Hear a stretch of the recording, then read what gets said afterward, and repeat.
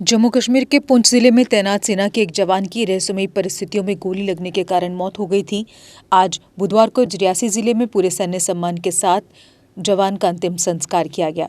इस मौके पर पूरे गांव में मातम का माहौल पसरा हुआ था। आपको बता दें कि रिधम की अंतिम यात्रा में सैकड़ों की तादाद में लोग पहुंचे और उन्हें अंतिम विदाई दी। रिधम की मृत्यु का कारण अभी तक नहीं पता चल पाया है, लेकिन रिधम की मौत के बाद घर वालों का रो रो कर बुरा हाल है। इस मौके पर सेना के जवान भी पहुंचे थे। उन्होंने पूरे सैन्य सम्मान के साथ रिधम को अंतिम विदाई दी।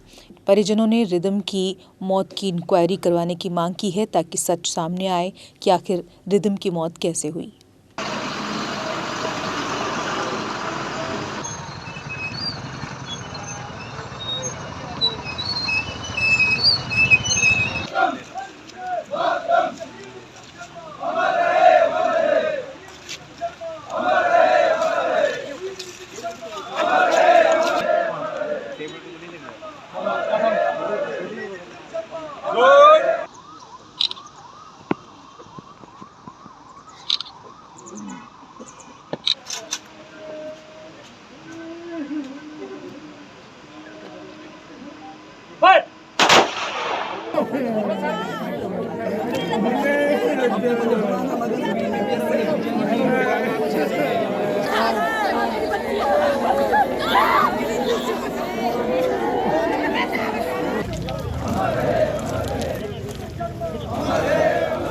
अमर रहे, अमर रहे, अमर रहे, अमर रहे, अमर रहे, अमर रहे, ऐसी ऐसी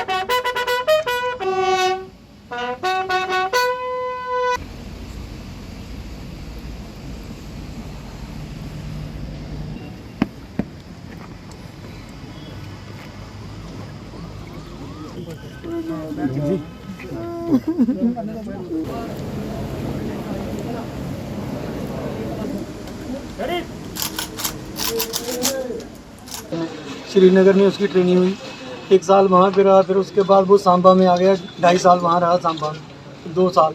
उसके बाद रिजौरी में अभी उसकी थोड़ी देरी हुई, पोस्टिंग हुई।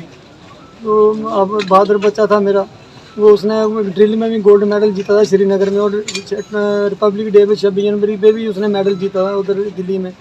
तो अब पता नहीं, वो कहते हैं कि जब ड्यूटी पे जा रहा था उसका पैर स्लिप हुआ, उसको गोली लग गई।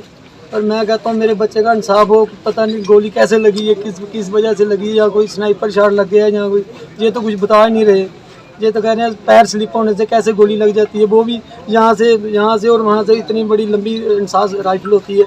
वो कहते हैं यहाँ से गिरा और अपने राइफल से लग गई। तो हम कहते हैं इसका होना चाहिए भी किसकी कमजोरी और किसकी ये साजिश है, जहाँ कोई खुद के आर्मी में ही है, जहाँ कोई बाहर का। क्योंकि वो बिल्कुल कहता है पापा, फ़ोन करता था अभी 6 बजे मेरे को उसने फ़ोन किया था, मेरे साथ बात हुई। मैं कहता मैंने पापा व्रत रखे हैं, तो दूसरा व्रत है, तो मेरे साथ 2-4 लड़के और भी उन्होंने व्रत रखे हैं। तो मैंने कहा बेटा तूने खाया? बस मेरी साथ इतनी बात करते करते उसका 6 बजे पूरा फ़ोन कट हो गया था। 6:03 पे 50 सेकंड की कॉल हुई थी मेरे साथ। उसके बाद मेरा फ़ोन नहीं लगा। फिर मेरे को घबराहट होने लगी। मैं बेटा मेरा तो 3 4 मिनट बात करता है। तो फिर मैं वहाँ से आ गया घर। तो शेरबर्ड में मैं खड़ा था सब्जी वाली दुकान पे, तो मेरे को फ़ोन आया बंदे का, कहता है ये आपके बेटे को ना गोली लग गई है। मैं कहा यार कैसे गोली लगी, मेरे को पहले यकीन ना, मैं कहा कौन बोल रहा है यार, ऐसे ही तू बोल रहा है फालतू की गोली लगी। तो फिर मैं घर आ गया, मैं घर बड़े छोटे भाई को बताया कि मेरे सुनील जी हैं शेरवाड़, मेरे भाई जैसे वो आ गए इतनी देर में, मेरे को फिर पता इन्होंने ही की, फिर सारी कार्रवाई पूछा। पहले वो बताए नहीं कहाँ पे, कभी कहते हैं रजौरी में है, कभी कहते हैं पुंछ में है बॉडी, कभी कहते हैं वो 11:30 बजे उन्होंने क्लियर किया। फिर वो कहते हैं अम्बुश पे गया था, कहते वो सबसे आगे था तो पैर उसका स्लिप हो गया पहाड़ी से, तो गन उसकी सिर पे लगी, अपने आप लगी। मैं कहता हूँ मेरे बच्चे का इंसाफ हो, मेरा शेर जैसा बहादुर बच्चा, वो किसी से नहीं डरता, और घर में कोई प्रॉब्लम थोड़ी थी कि कैसे कोई वैसे ही हो गया। हम तो खुशी वाला से रहते थे, मेरा बच्चा इतना बहादुर बेटा था वो, उसकी मैं कहता हूँ उसके साथ इंसाफ होना चाहिए, उसका पता लगना चाहिए भाई इसको गोली कैसे लगी है। ये चाहे पाकिस्तान बैट टीम ने मारी है जहाँ के होंगे, वो कहता है मेरे बिल्कुल पापा फेंसिंग पे हूँ, बिल्कुल फेंसिंग पे, मेरे पास ही ये आमने सामने हम रहते हैं जो थोड़ी दूरी।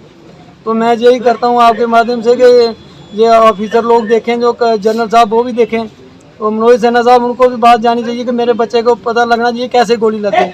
ऐसे तो लगती नहीं है गोली अपने हाथ से, भाई बंदा इतने ऐसे करे और पड़ जाए गोली, अपने हाथ में निकल जाए गोली। तो ये मैं कहता हूँ इसका इंसाफ होना चाहिए। लड़के का फ़ोन आया था, मेरे साथ बात की थी 6 बजे, डिपार्टमेंट का बंदा था कोई जाकू, पता नहीं क्या नाम था उसका, कहता मैं CHM बोल रहा हूँ।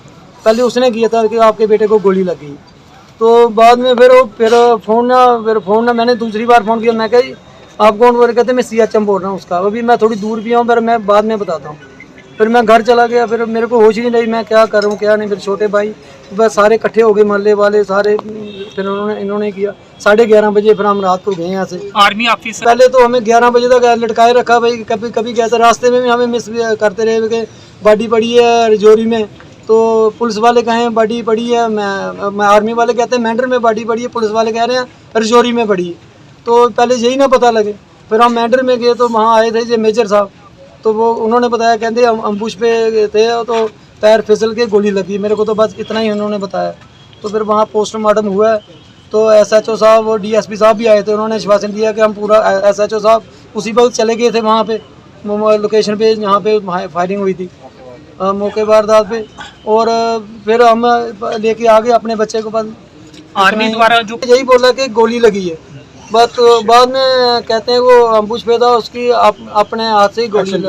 हाँ, आपको आशंका है कि ऐसे नहीं हो सकती? तो मेरे घर में मेरे दादा, मेरे पापा हैं जो वो भी आर्मी रिटायर हैं, मेरा छोटा ब्रदर है, मेरा कजन चाचे का लड़का वो पुलिस में है, वो तो कहते हैं कि ऐसे हो ही नहीं सकता, अपनी वेपन से बंदा गिरे और ऐसे गिरे हो तो नीचे बंदे की हाथ लग जाए, काक गन हो तो फिर भी नहीं ऐसे इधर से लगती जहाँ इधर से लगती, वो गन इधर से लगी और इधर निकली है, फिर कैप डाली होती है।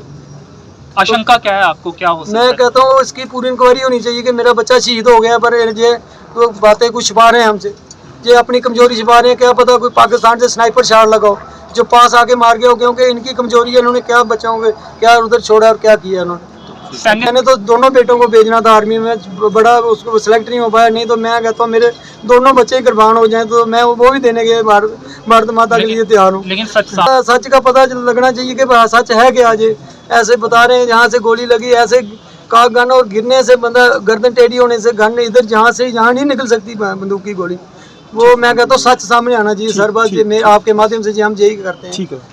मैं रवि कुमार सरपंच मैं ताकि बताऊँ जो रिदम जो हमारा है ना बेटा ही था, मेरे मित्र का लगता था, जो LOC में सर्विस करता था, वहाँ पे जो शहीद हो गया। उन्होंने आर्मी वालों ने बहुत मान सम्मान के साथ, हम उधर से गए भी थे, उन्होंने अपनी गाड़ी में भेजी, ये लोग घर में भी रखे उधर बाटी के पास। आज भी उन्होंने मान सम्मान के साथ गाड़ी भी थी, साथ में उन्होंने वो संतराली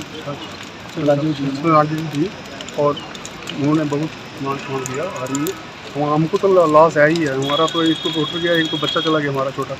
ये हम ये चाहते हैं कि आर्मी वालों ने कोई, हमारी जो सरकार बैठी है ऊपर, कोई अच्छा कदम ले। ये रोज़ रोज़ जो कैजुअलिटी हो रही है, एक रोज़ एक बंदे की डेथ हो जाती है, कभी यहाँ का हो गया, कभी जम्मू का हो गया, कभी बिहार का हो गया, ये उस पर हमारी गवर्नमेंट ने सख्त कदम उठाना चाहिए। ये तो हम यही चाहते हैं और यही दुआ करेंगे हम, ये इसको आत्मा को शांति मिले। और यही जो है हमको तो घाटा यही है, हमारा जंग बेटा था, अभी 22 साल का था, 3.5 साल सर्विस की। हम ये चाहते थे हमारे भी यहाँ तो मेरे ऐसे ही लड़के निकले, और ये जैसे ये हादसा हुआ, इसमें थोड़े बच्चों को भी ठेस पहुँचेगी, हमारी पंचायत को भी ठेस पहुँचेगी और हमको भी पहुँचेगी। जय हिंद जय भारत। तो वो हर किसी के साथ घुल मिल कर रहता था। अगर कोई उसको फ़ोन ना भी करे, वो हर किसी को खुद फ़ोन करता था। वो इस तरह का स्वभाव था उसका। पढ़ाई में तो वो शुरू से ही अच्छा रहा है। 12th उसने पास की है, वो भी काफ़ी अच्छे मेरिट रैंक में उसने 12th पास की थी। और उसके बाद ये मैं आर्मी में ज्वाइन कर लिया उसने। तो फर्स्ट अटैम्प्ट में आर्मी में भी क्लियर कर लिया था उसने। और आर्मी में जितने भी होते हैं ड्रिल वगैरह, उसमें भी प्रथम स्थान पर रहता था वो। हर जगह वो मतलब सबसे आगे ही रहता था वो। काफ़ी एक्टिव था वो। आपकी में मेरी ये बात हुई, कोई 2 दिन पहले बात हुई थी। ऐसे नॉर्मली बात, वो खुद ही वीडियो कॉल कर देता था, अपने वो पोस्ट पे बैठा रहता था और कहता था कि हाँ देख इधर पूरे फुल मज़े हैं। मैं कहा फौजी साहब ठीक हो? कहता पूरे मज़े में नज़ारे ले रहे हैं, बस आ रहे हैं, 1 महीने तक घर आ जाना, फिर तेरे को मिलूँगा मैं। बस LOC सर्विस करता वो वहाँ पे ही शहीद हो गया। हमें वो आर्मी ने हमको फ़ोन किया, हम भी गए थे, हमारे उनके पापा रिश्तेदार वगैरह सारे गए थे। उन्होंने आर्मी वालों ने बहुत कोऑपरेट किया हमको। वहाँ से डेड बॉडी पहुँचाने में एम्बुलेंस वगैरह गाड़ी उन्होंने ही दी। हमारे घर तक वो शाम को 8:30 बजे पहुँचे थे। आज 6 लोग हमारे घर में ही रहे थे, उन्होंने उधर ही छोड़े थे। आज उसके बाद आज भी उन्होंने अपने बंदे साथ में लाए थे। शमशान घाट में उनकी सलामी वगैरह सब कुछ दी। मैं उनका शुक्रिया करता हूँ इंडियन आर्मी वालों का, जो इन्होंने हमारे जो भाई पवन शर्मा जी हैं उनको तिरंगा भी दिया। वो मैं इंडियन आर्मी का शुक्रिया करता हूँ जिन्होंने इतना कोऑपरेट किया। भारत माता की जय। ये जो रिदम शर्मा हमारे आखिरी गांव का कटरा ब्लॉक तहसील कटरा डिस्ट्रिक्ट रियासी का भारतीय सेना में रजौरी में LOC में वहाँ शहीद हुआ है। भारतीय सेना ने बड़े सम्मान से उसका संस्कार हमारे रीति रिवाज से करवाया है और हमारे पूरे गांव का सम्मान बढ़ाया है। हम उसकी आत्मा के लिए शांति की दुआ करते हैं। रिदम शर्मा को स्वर्ग में जगह मिले। जय हिंद जय भारत। तो स्वभाव तो उसका ऐसा था, वो हर किसी के साथ घुल मिल कर रहता था। अगर कोई उसको फ़ोन ना भी करे, वो हर किसी को खुद फ़ोन करता था। वो इस तरह का स्वभाव था उसका। पढ़ाई में तो वो शुरू से ही अच्छा रहा है। 12th उसने पास की, वो भी काफ़ी अच्छे मेरिट रैंक में उसने 12th पास की थी। और उसके बाद ये मैं आर्मी में ज्वाइन कर लिया उसने। वो फर्स्ट अटैम्प्ट में आर्मी में भी क्लियर कर लिया था उसने। और आर्मी में जितने भी होते हैं ड्रिल वगैरह, उसमें भी प्रथम स्थान पर रहता था वो। हर जगह वो बात हुई थी।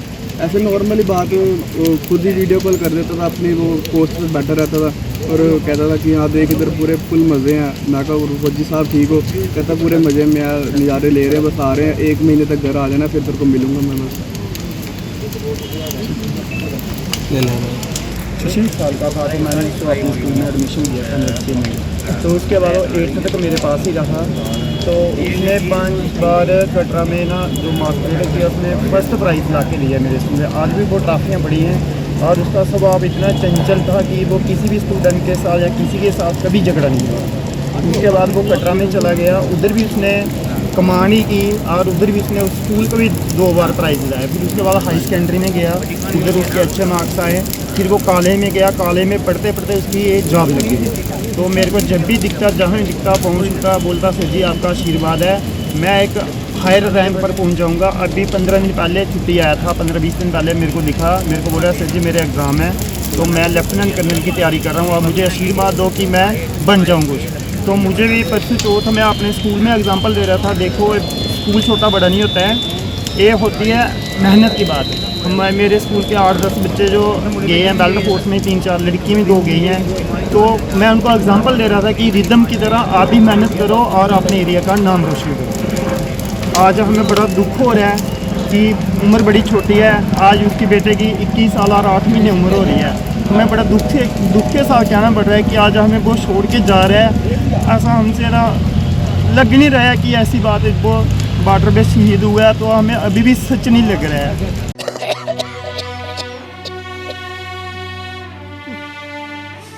नमस्ते बहन जी। नमस्ते मैडम जी। चिंटू स्कूल क्यों नहीं आ रहा, क्या बात है? बच्चों के पापा बड़े दिनों से बीमार हैं, घर में खाने के लाले पड़े हुए हैं, बच्चों को कैसे स्कूल भेजूं? आपकी बेटी भी तो काम कर सकती है ना। वो तो लड़की है, लेकिन हाँ उसके पापा ने ना उसको अपना इलेक्ट्रिक ऑटो चलाना सिखाया है।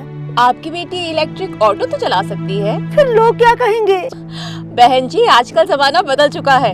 लड़की और लड़के में कोई अंतर नहीं है। और सोचना बंद कीजिए और लड़की से कहिए कि वो ऑटो चलाए। सच मैडम जी। जी। अरे तुम? हेलो मैम, कैसे हो आप? तुम्हें देखकर बहुत ही खुशी हुई। तुम और लड़कियों को भी इलेक्ट्रिक ऑटो चलाने के लिए प्रेरित कर सकती हो। चलिए मैम, आपको भी छोड़ देती हूँ। जीती रहो।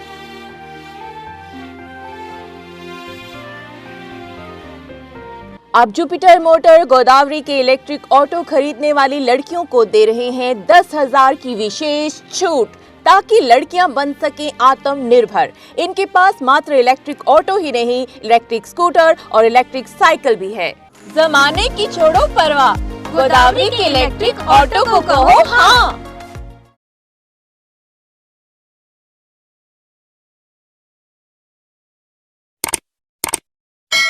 जम्मू कश्मीर की खबरों के लिए जुड़े रहिए JK अपडेट के साथ।